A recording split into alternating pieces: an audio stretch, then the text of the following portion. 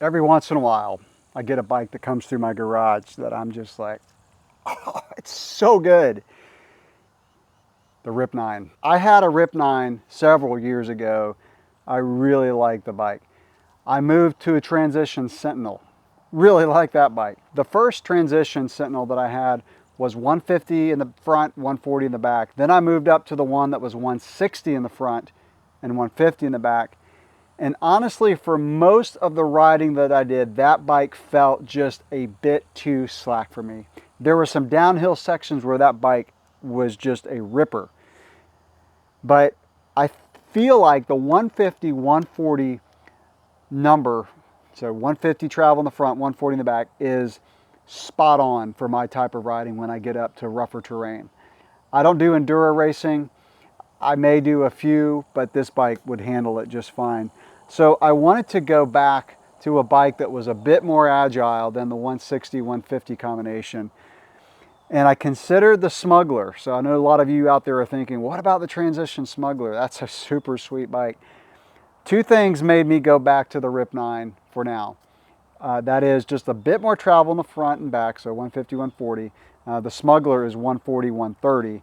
And I love Shimano components, especially the brakes. And Niner offers this in the 4-star build, which is what I have here with Shimano components. So this video is my first look at this bike. Have not ridden this yet. That's coming up in a few weeks. I've got a trip up to the mountains to just put this thing through its paces and test it out. But man, this bike is spec'd so well. So my first look video is we take a look at the components. I show it up close, get that out of the way. So when it comes time to do a review, I don't have to rehash all the components. I've already done that in the first look. So yeah, let's take a look at this bike. First, taking a look at the frame. So this is a new color option that Niner just came out with in mid-2023 for the Rip 9. It's a matte black.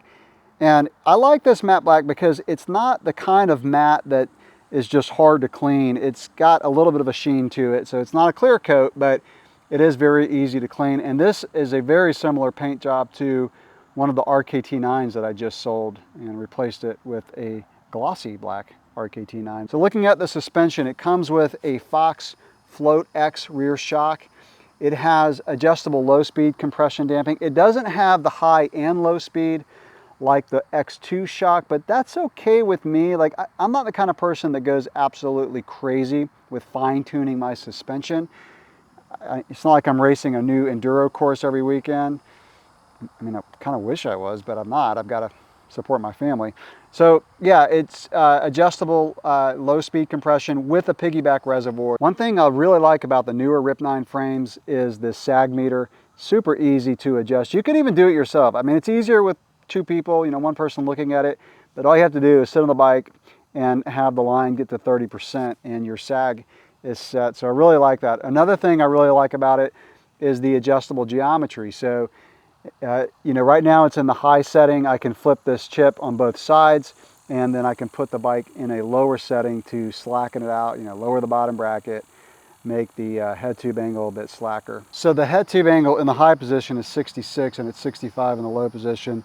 And the seat tube angle is 75.8 in the high position and 75.2 in the low position. And that's honestly why, as I mentioned earlier, I went with this over my previous Transition Sentinel. Again, felt great on some gnarly downhills, but for overall riding, I just like a bit more of an agile bike. And I really noticed that when I had my last stump jumper, and it was similar to this in the geometry, and it just, it was agile on the downhills without feeling twitchy.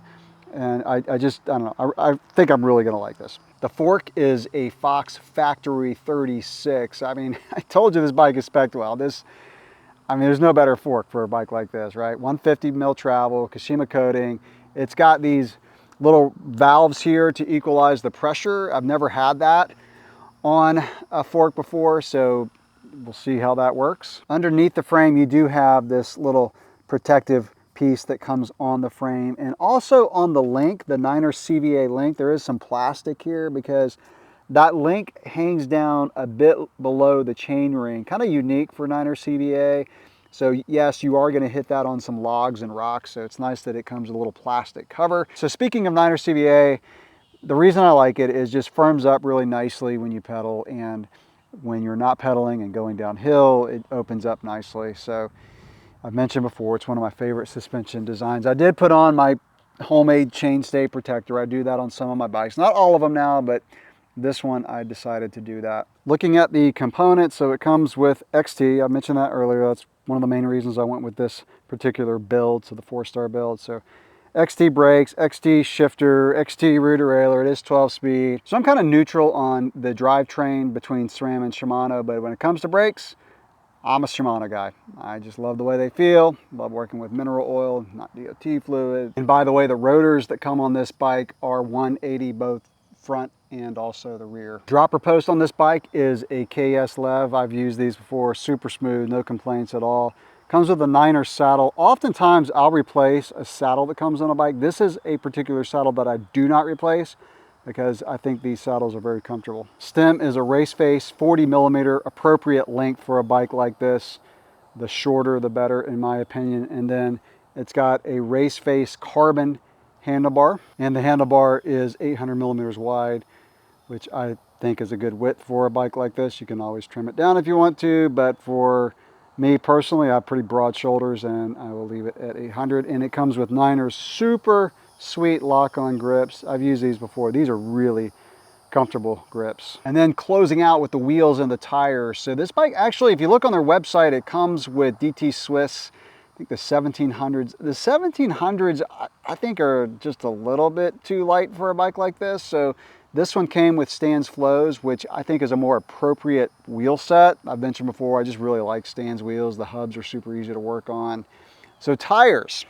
So it's got a Schwalbe hinge depth on the front, and then it's got a Schwalbe knobby nick on the back. But the width, these are 2.6. Personally, if I were building up a bike like this, I would put a 2.4 in the front and probably a 2.3 or 2.35 in the back. I mean, 2.6s are beefy, but it's going to add a ton of stability. So it's almost like adding maybe a little bit more suspension travel. So, you know, this bike is probably just going to be super stable in the rough stuff.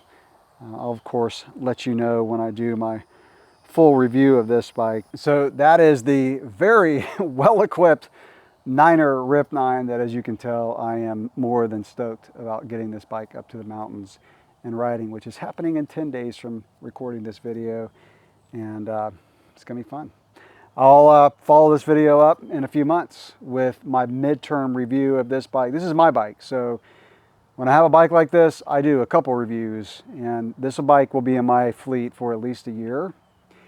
The only thing that could replace this bike right now is the Transition Smuggler, and I'm going to try to get a demo of the Smuggler because I've owned lots of Transition bikes and really like those bikes. I'm a fan of Transition. I'm also a huge fan of Niner. So that will wrap it up for this video.